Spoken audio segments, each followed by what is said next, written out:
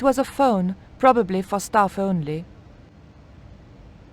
The carving looked Central or South American in style, perhaps Aztec. It was a woven wall hanging with a South American design. The two Japanese girls were inexplicably amused by something.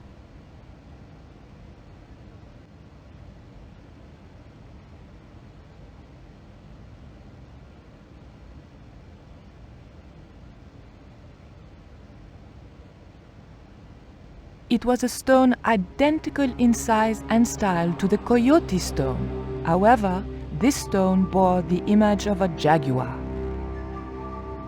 The mask looked more African than American. Bonjour. I wonder if you could help me. Ohayou gozaimasu. What's so funny? Oh, never mind. The display case contained a couple of vases.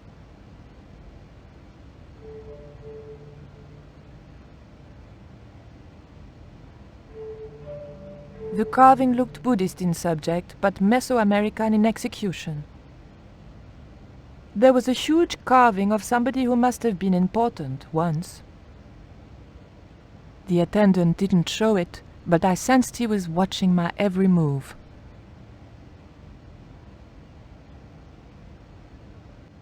Can I help you, miss? Have you ever heard of an English sea captain called El Draco? El Draco? Not a very English name. I think that's what the Spanish would have called him. It was about the time of the conquistadors. 16th century. Oh, I know. That's what the Spanish called Sir Francis Drake. Francis Drake? Have you got anything here that belonged to him? Indeed, miss. We have a couple of artifacts he brought back from one of his journeys. What can you tell me about that stone with a jaguar on it? The so-called Jaguar stone was brought back from the Americas by Sir Francis Drake and presented, along with the more famous scrying mirror, to John Dee. What's this scrying mirror? It's a little square of polished obsidian. Mine it is. And what does it do? Well, it's a bit like a crystal ball, except flat and black. And you can't see anything in it. Old man Dee had a psychic who reckoned he could speak to the angels through it. I think he was taking Dee for a ride myself. The old loony didn't like the stone, though. Reckoned it was tainted by the devil. Come along, miss. I'll show you the mirror.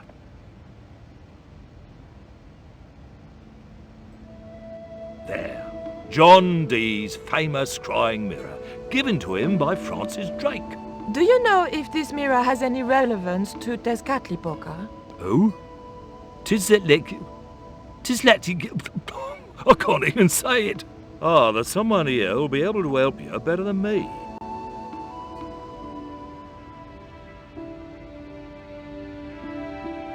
This young lady has some questions to ask, Professor. I think she's from France. Professor Roubillier? Eh? What? You two know each other, do you? Excuse me, the telephone.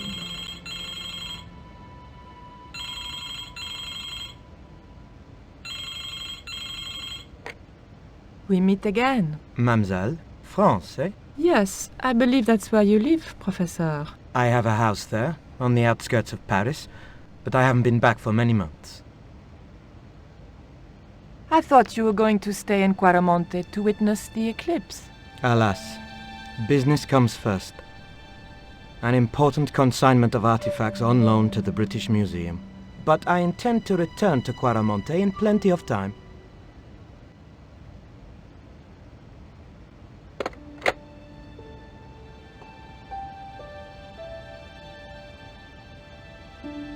Professor Roubillier, your taxi's here.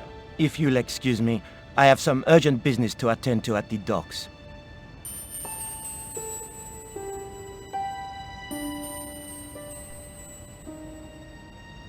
Can you answer me some questions about the jaguar stone? Certainly, miss. If you just step this way.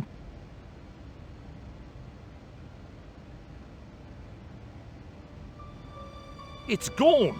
Some sods half-inched it. Half-inched? Stolen it, miss. Never mind. The silent alarm will have been tripped. I'm afraid nobody can leave until our crack security team gets here. How long will that take? Could be a while. I think it's their tea break. The thief could be miles away by then. Don't you worry about that, miss. Just don't try to leave.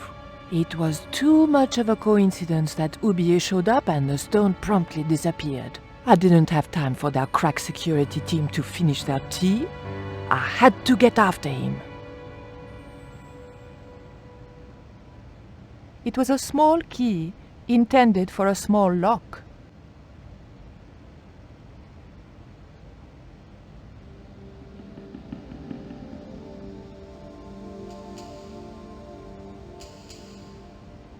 I didn't steal the stone. I was nowhere near it. So who do you suppose did steal it? It must have been Oublier. Huh! Begging your pardon, but he's a man of letters. A professor.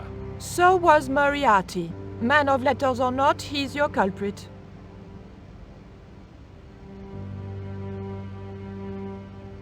Look at this. The thief left this key in the cabinet. Oh dear. Oh dear, oh dear, oh dear. That makes the theft an inside job, right? Oh dear. In other words, the thief was Professor Oublier. Well, let's leave that for the police to decide, shall we? I better phone them right away.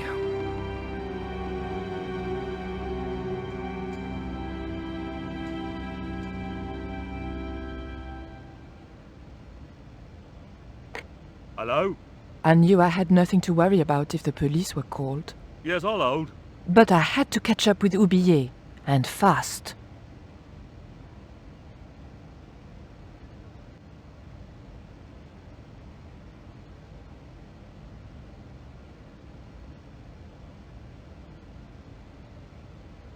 The cabinet was locked.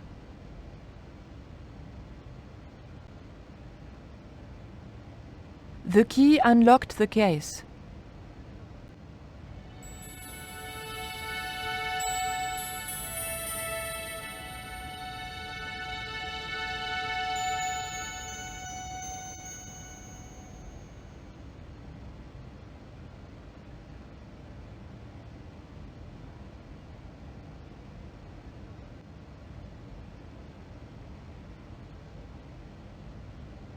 I wasn't going to leave until I knew where Oublier had gone.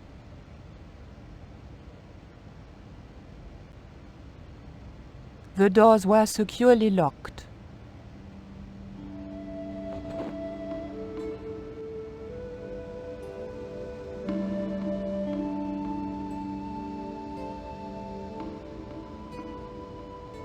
You'll have to be quick, miss. I'm on the phone. Take a look at this.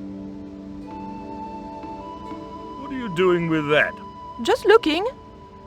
What was it used for? It's a sacrificial dagger, and I'd feel a lot happier if you put it down.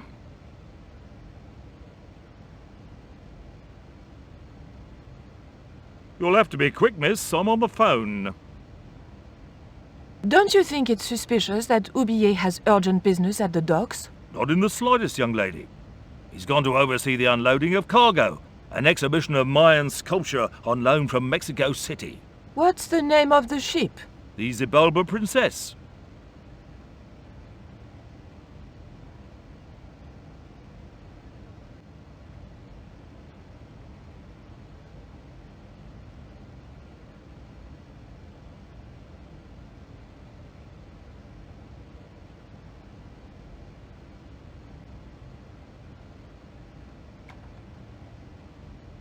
I levered the handle open with the thin dagger.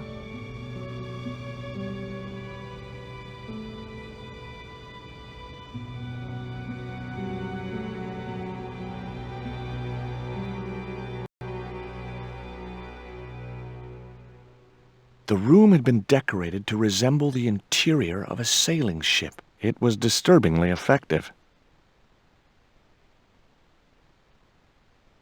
It was a neat oil lantern made of brass. It was a beautifully crafted model of a sailing ship.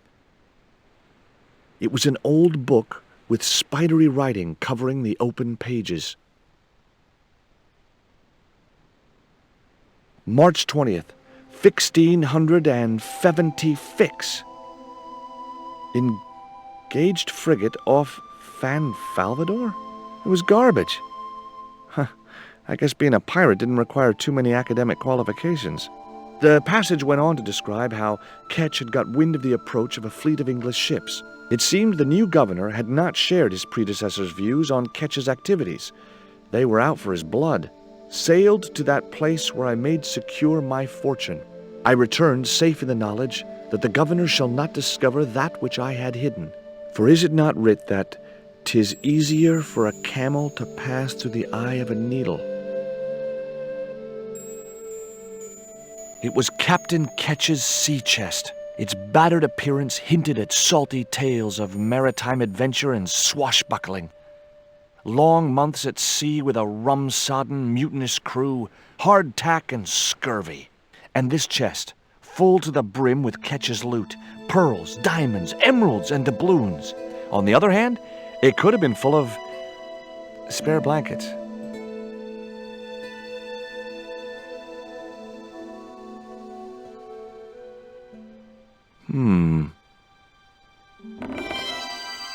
Surprise!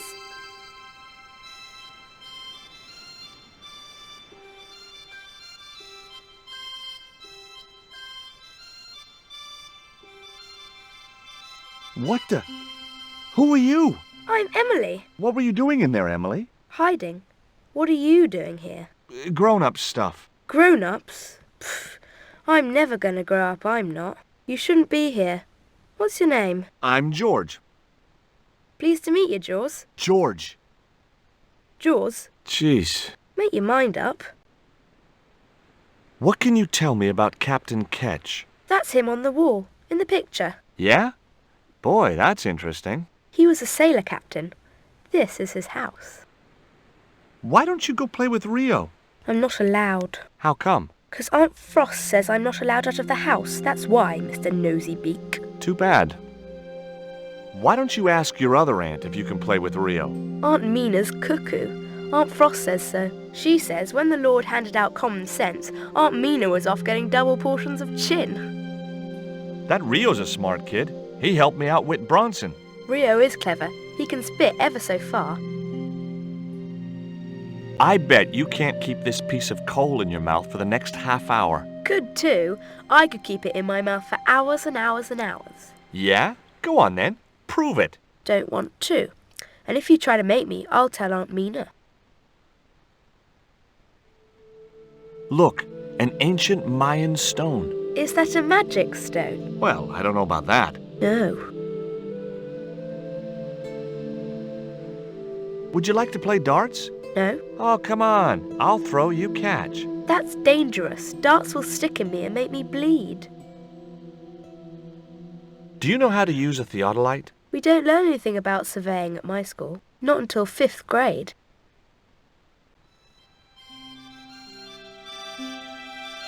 The little girl had cute freckles, cute little nose, and the eyes of a KGB interrogator. Around her neck was a large cross on a chain. Fine, as long as she didn't try to convert me. Why don't you run along and play? Aunt Mina told me, stay out of mischief. Well, that doesn't mean you have to stay indoors, does it? On a beautiful day like today? There's a storm coming. Oh, nuts. You don't know that. I do so. I can see the whole world from the window. Yeah, well, like I said, I'm busy. There were several things I wanted to say to that awful kid, but I held my tongue. It was an actual pirate ship chart. The top surface of the desk had a large recessed area set into it. I guessed it was intended to stop things rolling off in heavy seas. There was also an inkwell, and, a few inches away, a small hole with a feather placed in it. It was an indented well in the corner of the desk. I guess it was intended to hold ink, but it seemed unnecessarily wide. Maybe Ketch had used it to hold his rum bottles steady in heavy seas. It was one of those old pens made out of a feather.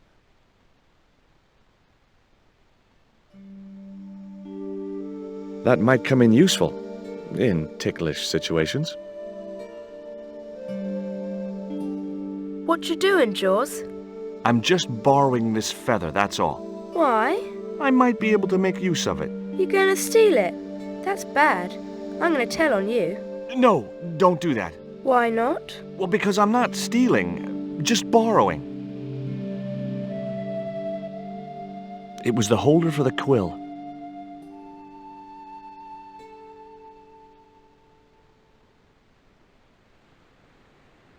Maybe that wheel was from Ketch's ship. Suddenly, I was 12 years old again.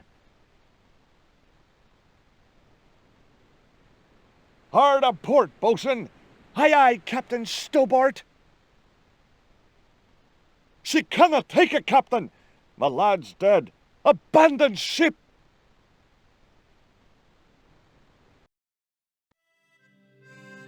Captain Frederick Ketch, 1570. Around his neck was a cross. It was identical to the one the little girl was wearing.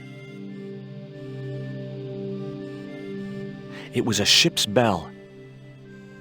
It was a shiny and very sharp-looking pirate's cutlass.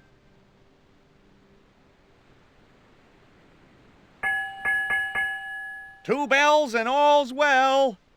Pirates were cool.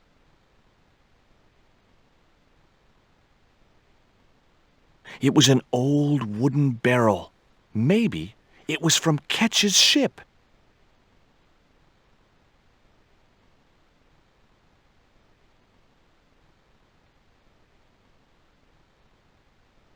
That cross you're wearing, Emily, It's my lucky Jesus cross. it's just like the one Captain Ketch wore. Uh-huh. Can I borrow it? Uh-uh. What would you trade for that cross, Emily? A puppy. Well, I don't happen to have a puppy in my pocket right now. Can you think of anything else you'd trade? Don't know.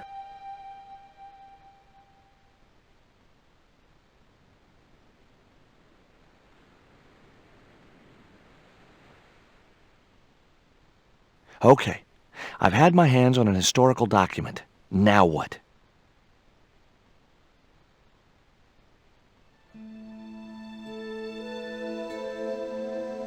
The chart fitted exactly into the recess on the top of the desk. What you doing now, Jaws? Knock it off, will ya? There's something you ought to know. I don't buy cute or lost puppy. I'm putting this old map on the desk What you doing that for, Jaws? because it was obviously intended to fit in this recessed area. How'd you work that out? It's obvious.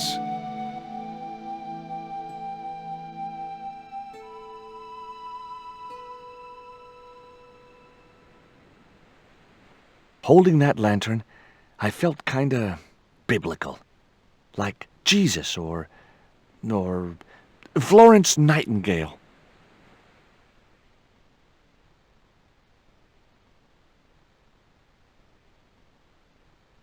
The lantern fitted so precisely in the inkwell, it could only be deliberate. What you doing now? Grown-up stuff. I doubt that. I've put the lantern in the inkwell. See? It fits. Why? Because it was cut to fit. Why? Because sneaky old Captain Ketch made it that way. Why? What is with all the questions? 'Cause I'm interested. Why? 'Cause I have the insatiable curiosity of the young. Why? All right. Truce.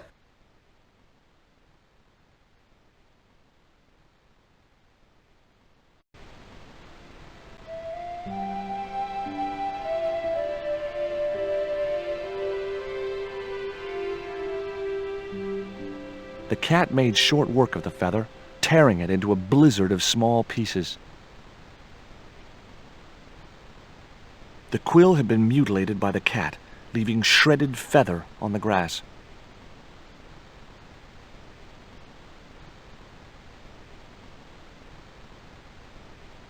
The quill had been torn into small pieces.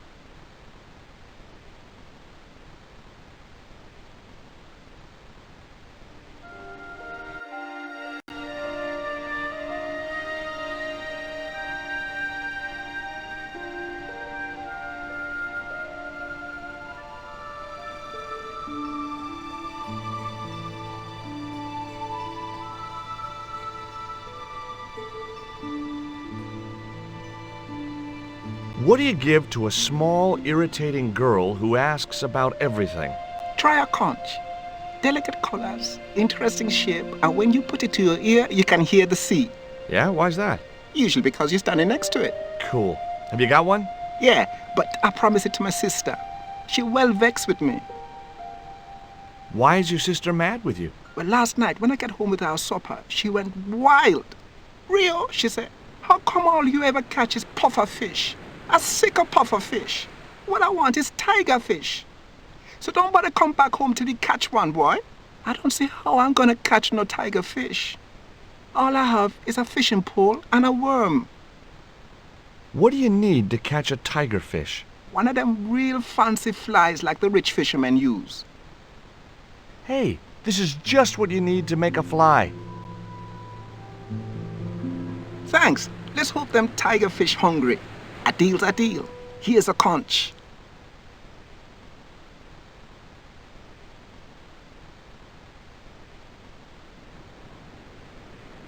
It was the conch shell that Rio had given me.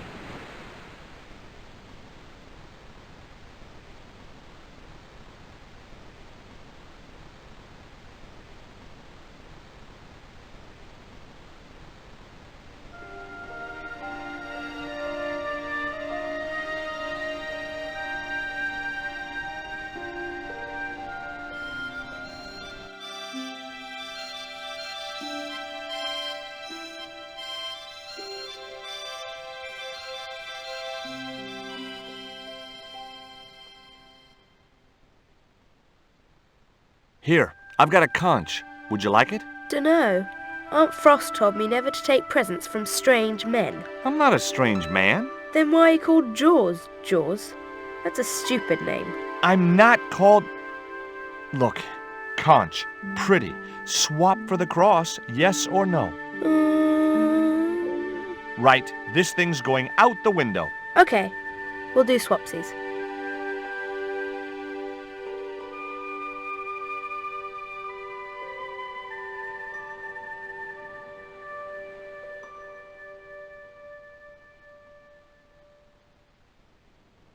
Ketch's crucifix was encrusted with precious gems.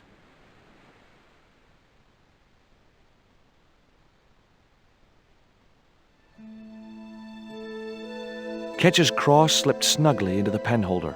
Before you ask, I've put your cross in this little hole in the desk. Why? Impulse mainly, with a dash of irrational intuition. Silly. Only women have intuition. The lantern cast a strong light over the desktop. The light cast a shadow of the cross, and the shadow fell precisely over a small, unnamed island shaped like a skull.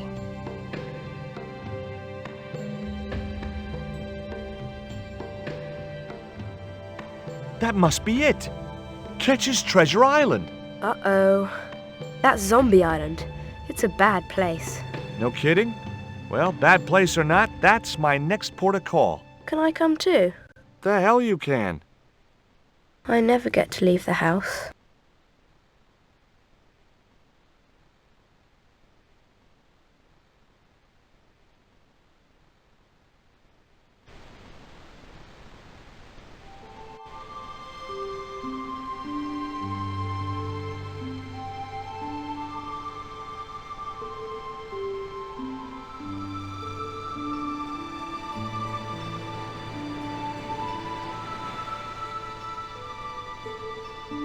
Would you take me to, Zombie Island? In this weather? You're mad, man. The rain will keep the zombies indoors. Just say I did meet a zombie. What would you do? There ain't no zombies on Zombie Island. At least, not anymore. It's uninhabited. Good. What do you mean, not anymore? You still want to go?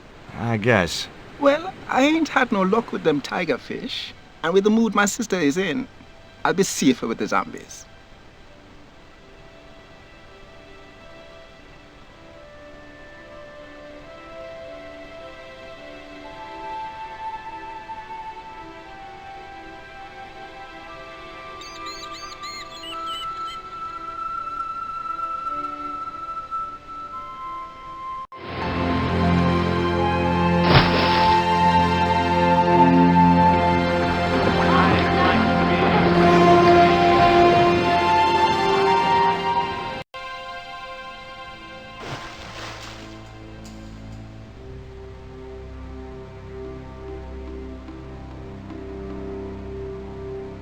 So, this was Zombie Island.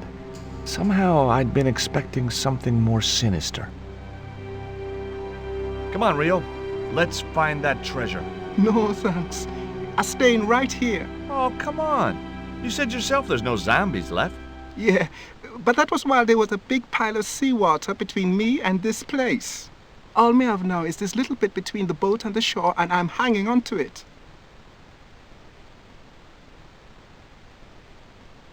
The cliff stopped me getting off the beach. The outcrop was about the only feature on the cliff face. The warm Caribbean. It was Rio waiting patiently in his fishing boat. Rio's boat was strewn with fishing nets and tackle.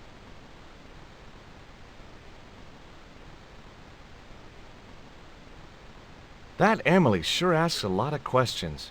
Rest it, man. This whole Emily business just isn't funny. Look, we're obviously at cross purposes here.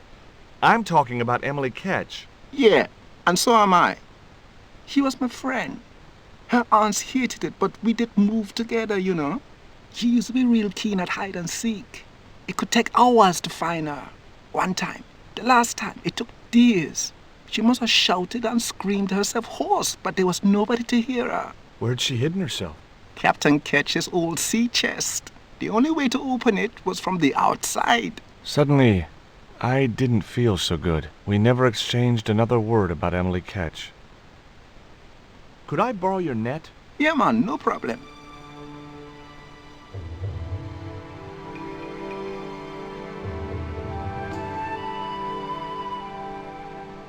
You planning on catching some fish? Nope.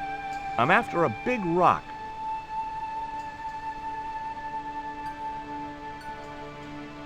It was Rio's fishing net.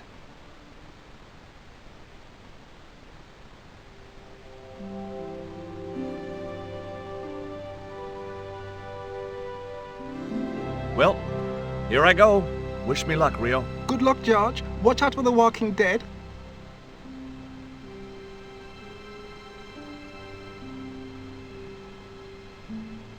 I stumbled down dark stairwells for what seemed like forever, until suddenly I found myself, wow, in an abandoned London Underground station. This place must have been closed down decades ago.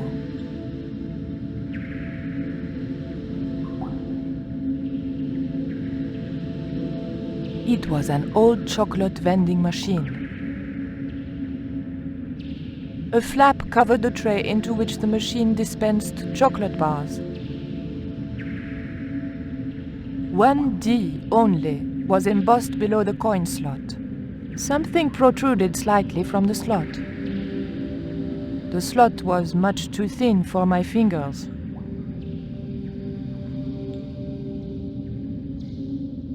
There was nothing very useful in my bag, just a single hair clip.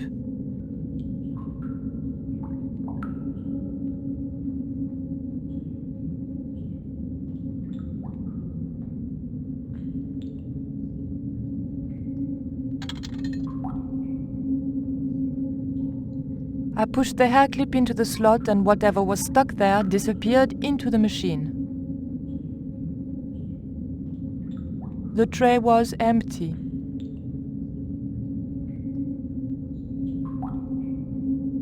I pulled out an old English penny.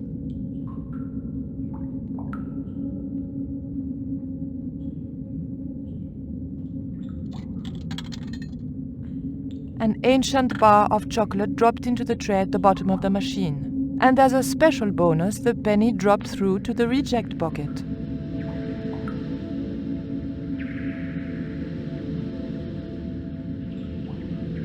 I took the ancient bar of chocolate.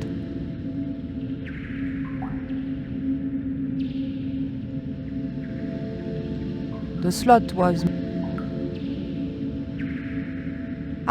It was a hair... I didn't want to get the hair grip jammed in the slot.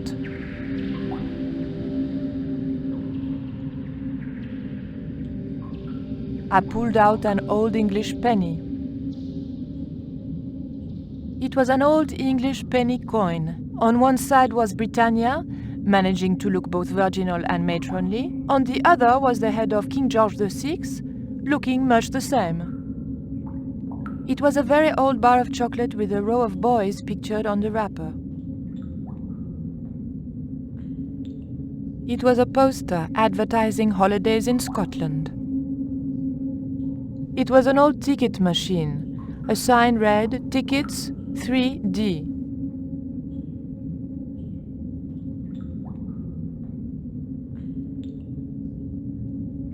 A pile of old railway sleepers was blocking the platform.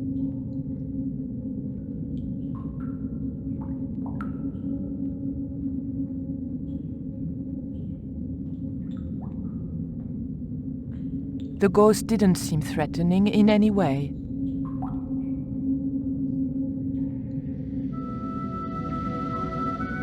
The poster was advertising a play I'd never heard of.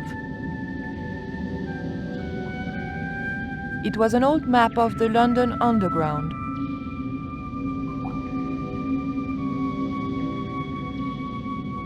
LBS. Lubs? What are lubs?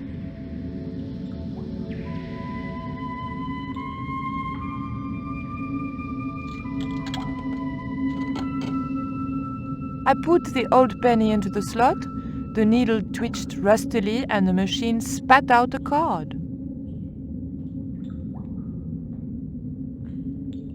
The weight was in imperial units. It meant nothing to me. The card also had my fortune on it. A family quarrel will turn out to your advantage. It was a tube tunnel, possibly still in use.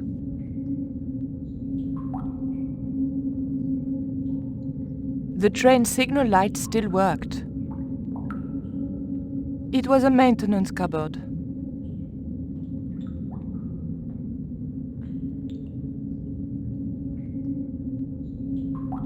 A latch lock stopped me getting into the cupboard.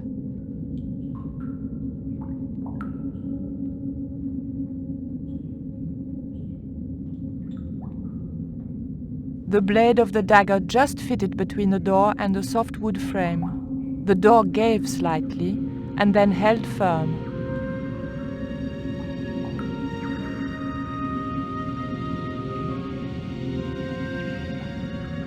A small crack had appeared where the dagger had pried the door from its frame.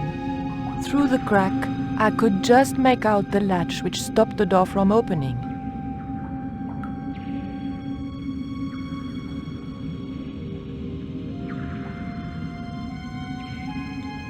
I remembered my student days when I regularly forgot my house keys. A wiggle with the thick cord between the frame and the lock, and the latch lifted. It was a big, red, ever so tempting button.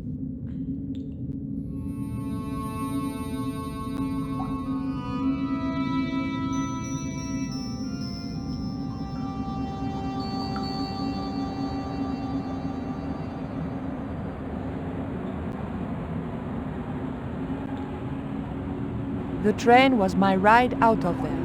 I could worry about not having a ticket when I got to the docks.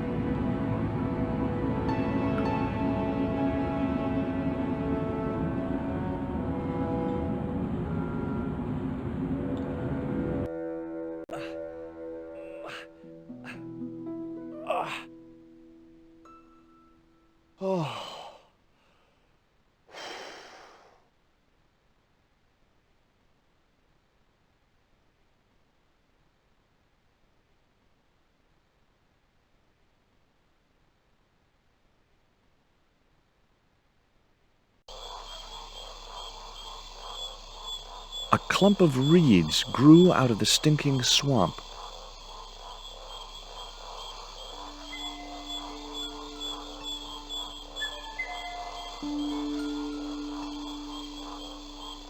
It was a short, hollow reed.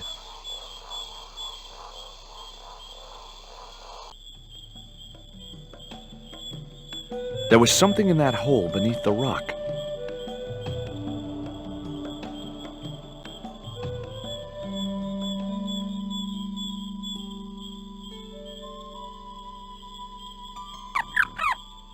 The end of the reed had been neatly bitten off. Now I knew what was living in there. A long-toothed, snarling, furry wild thing. The reed was a lot shorter since that creature had savaged it.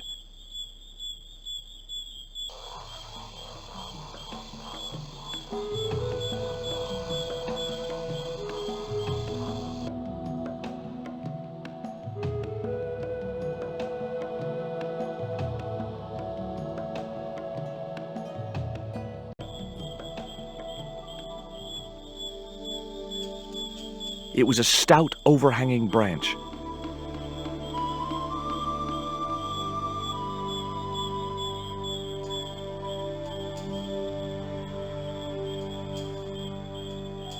The dart fitted snugly into the reed. Great. I was tooled up and dangerous. The poisoned dart was loosely lodged inside the reed.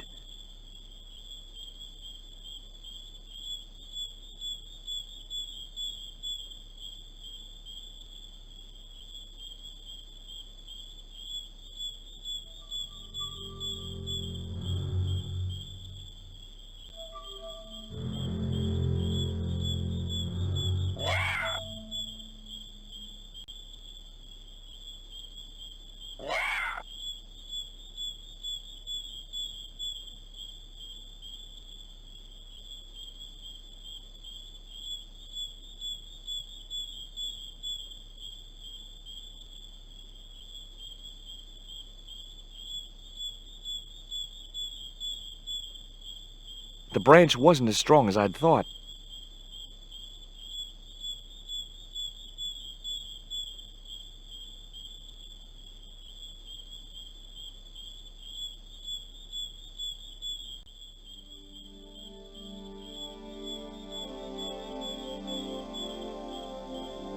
The rock was partially overgrown by creepers.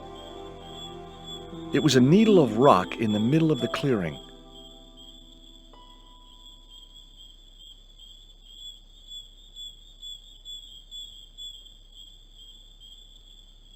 It didn't look like a natural formation. I remembered Ketch's log. For is it not writ that 'tis easier for a camel to pass through the eye of a needle? Seemed pretty relevant now.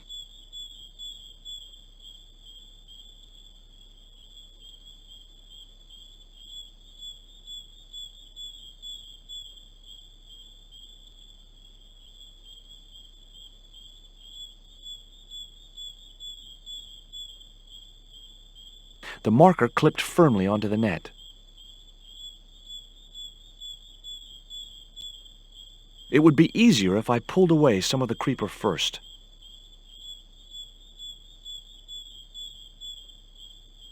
The creeper just came away from the rock as I pulled it.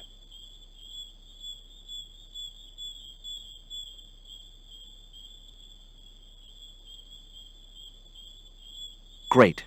I'd created some sort of creeper marker fishing net assembly. Sometimes I terrify myself with my creative genius.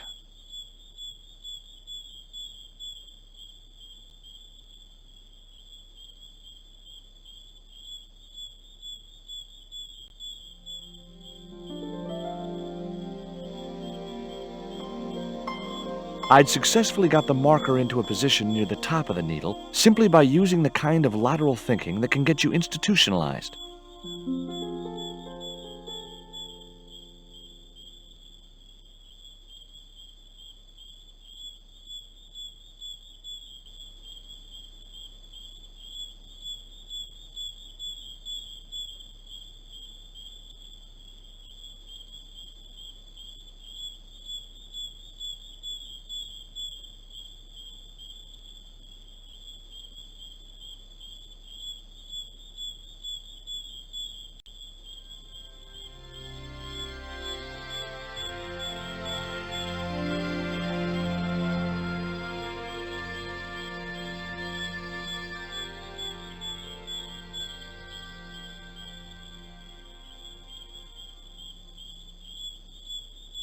Initials had been carved into the rock.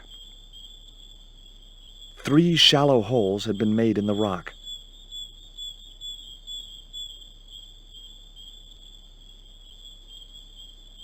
Initials carved into the stone read F.K. Frederick Ketch had been here.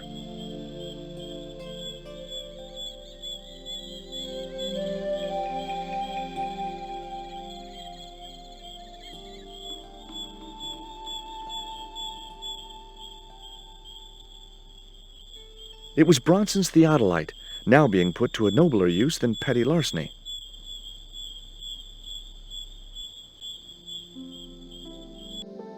The hill I was on had reminded me of a camel's hump as I'd climbed up it. Now I had to see what I could see.